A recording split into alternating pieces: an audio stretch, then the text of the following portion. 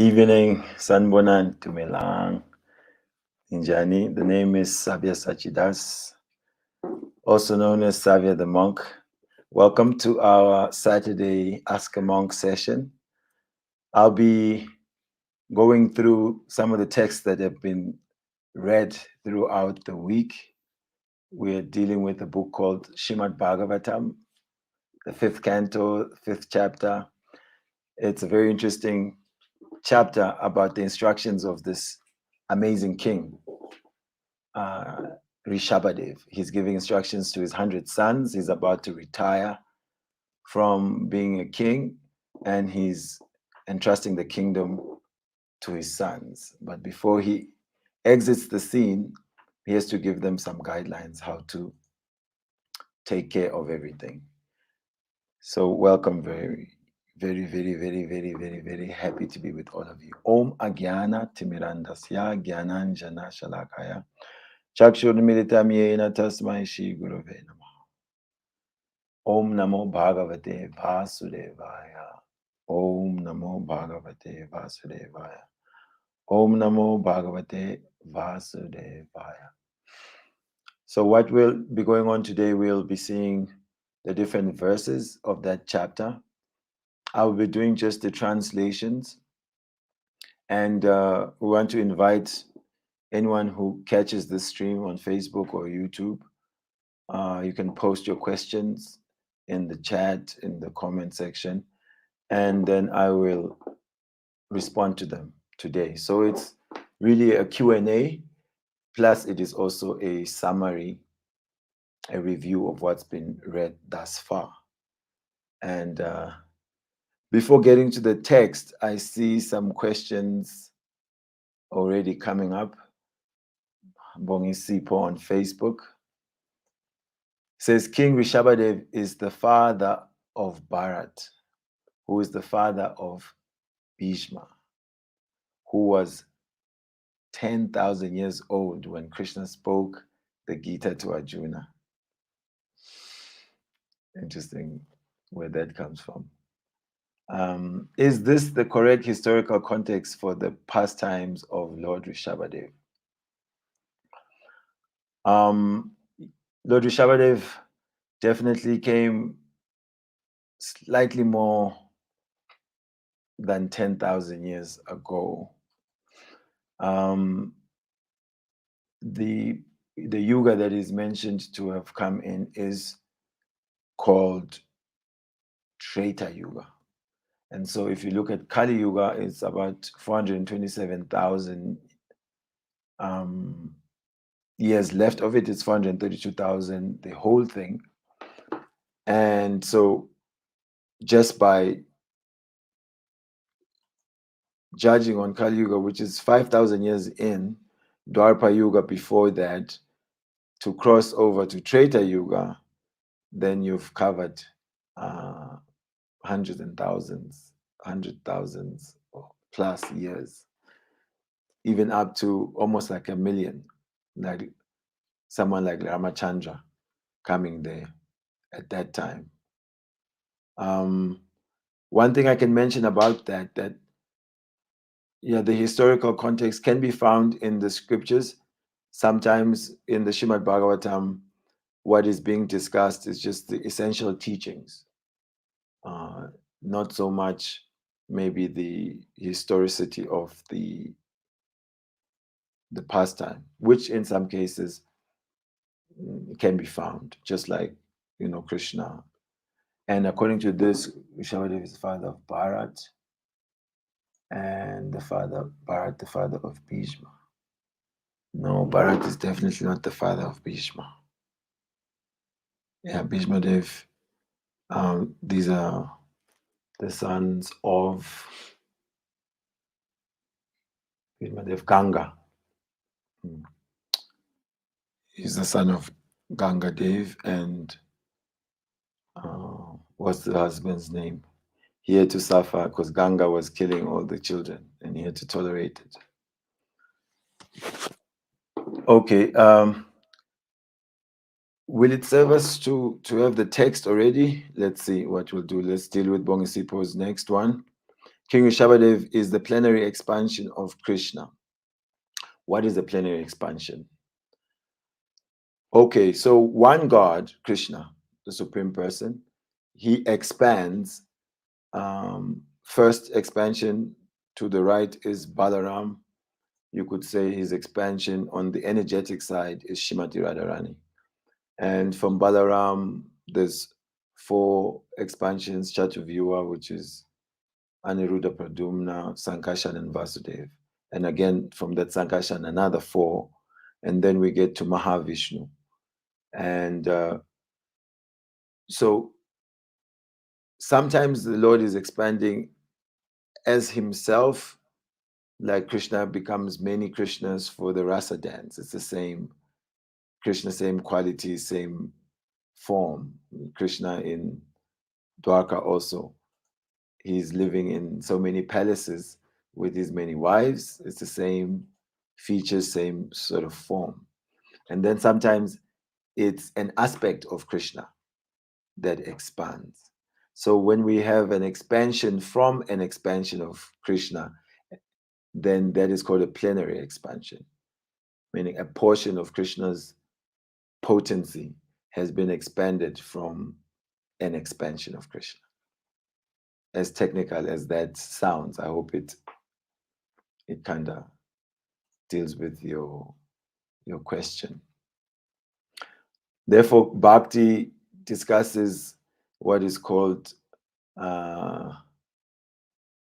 monotheism, which is polymorphic, that one God who expands into many and morphs into different forms. Bongsipo, you, if there was some top fan, you get like a diamond star because you've brought forward some questions. Let's see if anyone else out there is there. Why should the people in general give up material life? Material life brings enjoyment. What does Krishna consciousness offer that material life does not? Well, for one, material life has a beginning and an end.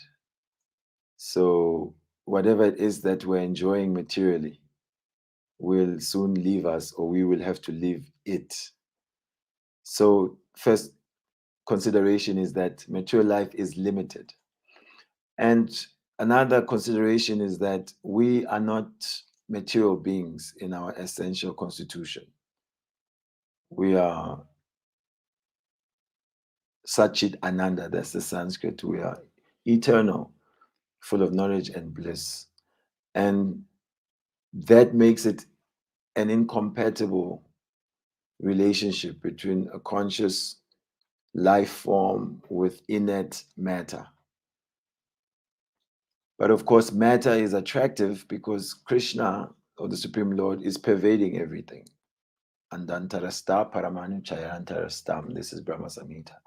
Because the Lord has entered into this material cosmos and is practically holding everything on his own energy, then matter seems to take on some attractive feature. Krishna gives a nice example. Sutramana Gane Iva. He says that he's actually holding up everything just like pearls are strung on a necklace. So when you see a pearl necklace, or you can see these tulsi beads on my neck, you see just the tulsi, the wood, or you would see the pearls. Generally, you don't see the string that is holding them up. But without that string, then there cannot be any pearl necklace. So without the energy of the Lord being the resting place of material manifestation, then it has no basis. And so our attraction to material life or materialistic enjoyment is based on our attraction to the Lord, but we're just not seeing him. Because Krishna has also discussed in the Gita that Mudoyam Nabijanati, Yoga Maya Samavrita, Naham Prakasha Savasa, that I am not manifest to the foolish and unintelligent. From them, I am covered by my Yoga Maya, energy. Therefore, they cannot know me. So what is happening here is that we are enjoying the arrangements of the Supreme Lord, who has set into motion everything without acknowledging or sort of tracing it back to the source of whatever may be enjoyable. So Krishna consciousness offers us dynamic enjoyment, a principle called ananda. So in this world, there's sukha. Sukha means happiness, but this type of happiness is just a gap between two distresses, relief from distress. Whereas Krishna consciousness is offering ananda, which means an ever increasing principle of bliss. In the beginning, that will not be our experience of bliss all the time, but just come and engage with a kirtan of the holy name, and you get like a fragrance of that dynamic happiness that Krishna consciousness is offering. So that's just one aspect of that. So temporary, eternal, flickering, steady, ever increasing happiness in spiritual life. Please, can you explain the importance of celibacy? What is celibacy? And why should people in general practice celibacy? How does this connect with spiritual life? Continence, another name of celibacy.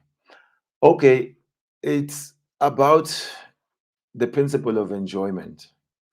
So, what the material world has to offer is that the highest, most concentrated sense enjoyment is in the experience of sexual intercourse. And therefore, it becomes like a great hook, like the fish swimming with their big eyes, looking for what to enjoy. And then they see some worm wiggling, and then the fish comes in. Generally, they don't stop to see how is this worm just all of a sudden wiggling in the water. They just go for it, and they don't see that there's a hook. Some fisherman has attached this worm on a hook. They grab it, and when they grab it, the fisherman sees, oh, someone's trying to enjoy the worm, and he pulls. Next thing, they find themselves suffocating. And you can imagine in the mind, if ever the fish has any mind that's really working substantially, that I was meant to be enjoying. Now, why all this suffering? So the scriptures are telling us that, and Shabadev deals with this in I think it's probably text 5 somewhere, that the attraction between male and female is the basic principle of material existence. And when they unite, sexual intercourse, then Hridaya Granthi Ahu, in the heart, this knot is fastened. And then it's further tightened when Kriya Kshetra Sutapta Vitai, home, children, furniture, prestige in society. Then what happens? Janasya Mohoyam, Aham Mameti. One thinks in terms of this is I am this body, this is my wife, my husband, my country, my car, my children, my source of happiness. But like the fish who first saw enjoyment and didn't see the hook, so sex life then becomes what is known as Maitunya Agara. Agara means chained. Then we are chained by the very idea of enjoyment. What is the chain? Is that one has to deal with the byproducts of sex. Yes.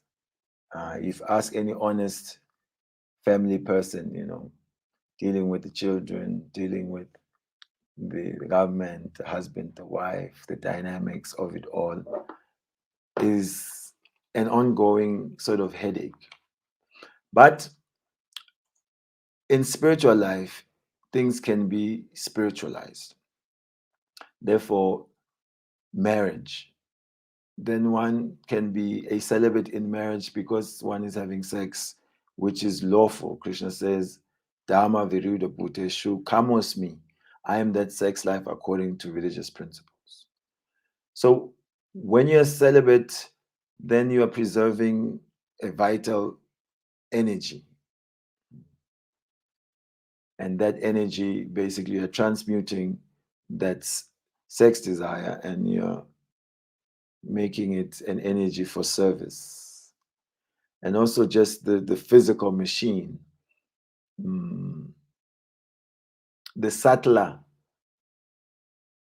the energy is, such as, semen, then it has a deeper nourishing power for, one's finer tissues in the brain. It also helps with determination. It nourishes one's memory, vitality, and it gives one strength in whatever direction one may be trying to endeavor. So also it allows one to be able to raise your hands in surrender. You see, both platforms are bringing happiness. So the excess of sex enjoyment is sort of a little diametrically opposed to, it is the highest here, but then in the spiritual sky, it is the lowest. And even though it is such a chain that will bind us to this body and this world, it is still been given to us to help us tolerate this world. Yes, to help us tolerate some of the things that are going on in this world. You get like a price for this concentrated short-term burst of happiness or pleasure. So we are, in one sense, encouraging, restraining, so that you are open for, what the spiritual dimension is opening. We are also warning that although it comes as enjoyment, it comes with a lot of troubles. And then we're also saying that it has room in spiritual practice. And Krishna says if it's done according to how he directs it, then it will benefit you. And then lastly, we talked about the impact of preserving that essential ojas, Shakti, that comes with celibacy. What's the difference between being controlled by my emotions, that is, identifying myself to be my emotions, and letting my emotions and sentiment be my guide? Okay, I'll start with a little bit. Definitely, we are not the emotions which are reflected through the mind. In our essential identity, the soul feels things. But in this material world, the thinking, feeling, and willing is reflected through the mind, and generally identifying with one's emotions is identifying with the mind. And the mind, as we know, is flickering. 1 minute, I like this, next minute, I hate it. So if you identify with your emotions, then life becomes this big roller coaster. Sometimes the emotions are up, sometimes they are down. Let's see what the other aspect of it was, is that letting my emotions and sentiment be my guide. Our emotions have to be guided, not that they are themselves the guide. They have to be guided by knowledge. And therefore, religion and philosophy go together. Otherwise, it becomes a sentimental thing guided by emotions. Let's see the last part. In my mind, the main difference is in being able to choose the emotions that lead to a desirable outcome or goal, which leads me to my next question, which is how does one choose emotions that lead to a desirable outcome without suppressing one's feelings? Being controlled by emotions is my main challenge to keeping King Rishabhadev's instructions. Yeah, the emotions are there to be channeled, just like a fire. It can do lots of damage if it's allowed to just blaze without it being controlled. So the emotional fires will always be blazing in whatever direction the wind is blowing. But if fire is channeled, then it can be used to cut iron, it can be used to as laser, it can be used as electricity, so many utilities of fire. So similarly in bhakti, we are learning how to repose our feelings in the service of the Lord and the devotees, meaning the saintly persons and the Lord. So how to maintain positive emotions in relation to cultivating that relationship.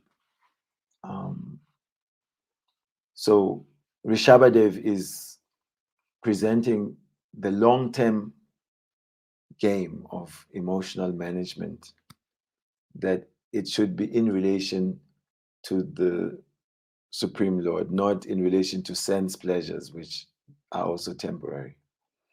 So it will take some time to get a hold of the emotions. It's not an overnight thing. So keep the good fight going there, Bongisipo. Thank you. In the material world, 108 Live, information is always changing and never permanent. What is true today might not be true tomorrow. With that being said, is spiritual knowledge also changing? I think this is spiritual knowledge and material knowledge. It's a true evaluation. The world was flat, and then later it was round, and then cassette was the standard, then cassette was left behind, then CD, you know, so many things that scientific community comes up with and someone else debunks. So it changes because our tools of knowledge gathering are defective. We make mistakes, senses are imperfect, we're illusioned, and we cheat. So spiritual life, our spiritual knowledge tends to be standard because it's eternal. It's giving like eternal reality. This is how things are. Of course, when it comes to spiritually realized persons giving testimony of the spiritual reality, then there can be variations because they are seeing the spiritual reality or the absolute truth from different angles of bhava or rasa or emotion or relationship with that absolute truth. So it is almost like looking at a piece of cake. The eyes will tell you the color and shape, maybe.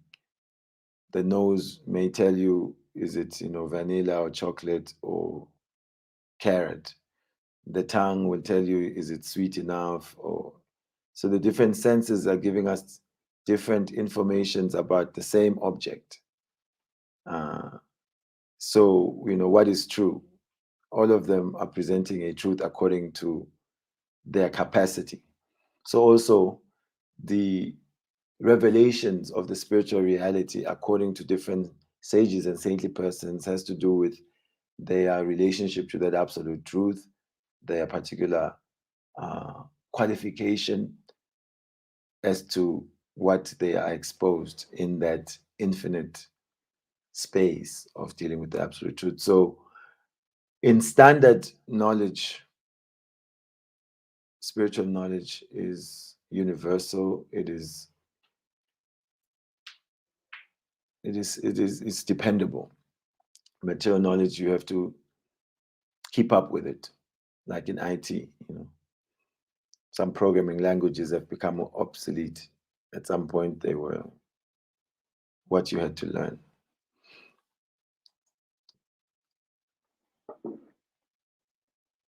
Here's a question for me, Tumilang. The question was asked about the blind leading the blind with reference to Bhagavad Gita 1.1. May you please expand on that? Okay, in the Bhagavad Gita, we are introduced to the king Dhritarashtra, and Dhritarashtra is blind. And therefore, because he was blind from a young age, although he was meant to be the king, then he had to forego that privilege, because the king has to lead from the front, especially the kings were also going out to war to fight. So in that sense, he could not become king.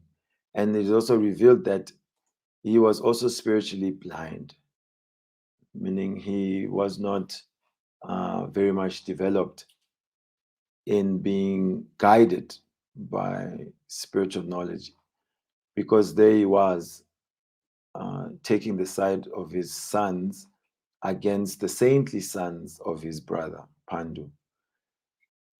Krishna's mission was to remove such a spiritually blind leader and to install one who had the eyes. What are the eyes? Premanjana Charita, Bhakti Vilochanena. That the eyes of the leader, ideal leader, spiritual leader, have to be anointed with the salve of love. That means they must be seeing the Supreme Lord and seeing how everyone can be engaged like that. So in society today, it's very, very rare to find such leaders who have love and service to God as their motivating principle to do what they do. Generally, it's a career, and it tends to lead to corruption. And so if such blind leaders spiritually are leading society, then it can only be disastrous, because the blind will lead the blind. They end up in a ditch or worse. Question was also asked, how do you understand and accept authority in an age of hypocrisy? That's a very nice question. Yes, the hypocrisy, if we actually understand, we should try to see it within us, that I'm already accepting authority. When the bus schedule says the bus comes at this time, you go and stand there and expect the bus to come at that time. When I take education at school, when the textbook says that if you put one hydrogen molecule and two oxygen, then you get water. So in many ways, there's already authority in our lives. Parents,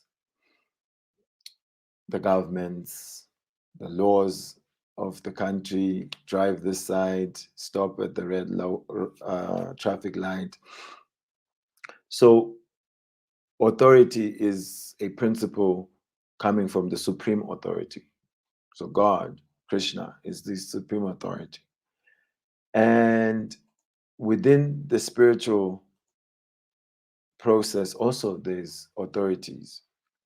And on the basis of one's position as an authority, we may accept, and we should accept that authority.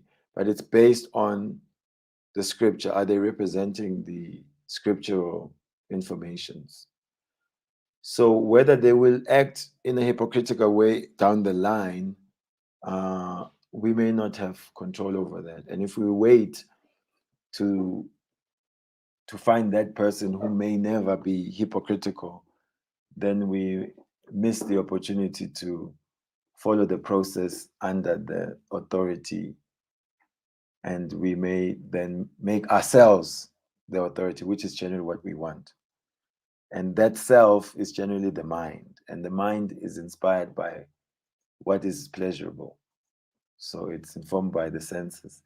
And by following the mind, we can run into difficulty. So here we go. We'll just read a few verses and not take too much time after that. Let me go to text 5, and then I'll show you the one. Oh no, it's text 8 actually. Yeah, thank you. That one question that was asked, that Shabadev is saying that the attraction between male and female is the basic principle of material existence. On the basis of this misconception, which ties together the hearts of the male and female, one becomes attracted to his body, home, property, children, relatives, and wealth. In this way, one increases life's illusion and thinks in terms of I and mine. So we heard about proper utilization of the sex desire, and that there is an option to control sex by practicing celibacy, but that celibacy generally will require an environment that will help. Otherwise, it's not as easy when the environment is always encouraging or agitating our sex desires. So text 9 is talking about the rediagranting, strong knot in the heart of a person implicated in material lives due to the results of past action is second. One turns away from his attachment to home, wife, and children. This way, one gives out the basic principle of illusion, I and mine, and becomes liberated. Thus, one goes to the transcendental world. So this is not to encourage that we become irresponsible. If you're a parent, you have to perform your duties as a parent. But the detachment is something which also happens internally, that we become detached from the idea that this home, wife, children, and the rest will bring me the happiness that I'm looking for. But then we become attached to the correct object of our happiness, which is Krishna. And then we serve the home, the children, the society with that knowledge that they belong to Krishna. So this chapter will continue to challenge our minds, challenge our conceptions, and we should allow Shimad Bhagavatam to shake us in how we see the world, we see ourselves, and how we evaluate that which will make us happy. And the general direction which we're being pointed at is that is the spiritual in relation to the Supreme Person. I see that yeah, Bongsipo, about Bhishma, Shantanu and Ganga, the parents that was shed there by angel. Thank you there, Atma. And I hope that we were able to serve you in some way, shape, or form. We'd like to encourage you to tune in. Tomorrow we are having Bongisipo. He'll be sharing the wisdom readings. And again on Monday, we're back with Kulu. Every day except Thursdays, we have these wisdom readings at 7, streaming live on Facebook and YouTube at WUSA 108.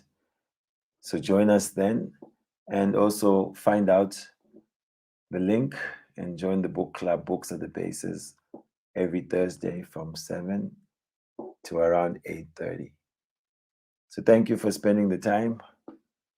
Please accept my warm greetings. Also, if you have the time, join us tomorrow at 10 o'clock. We've got a very wonderful program called Sunday Morning Inspiration. We're discussing past lives that children sometimes remember. What is the Bhagavad philosophy saying about this topic? Okuhle kodwa siyabonga, nilale kahle, kuthiwa early to bed, early to rise. So get that rest so that some of you, we want to see you in the morning, 5 to 7 a.m. We're chanting the Hare Krishna mantra. So see you soon. Thank you. Hare Krishna.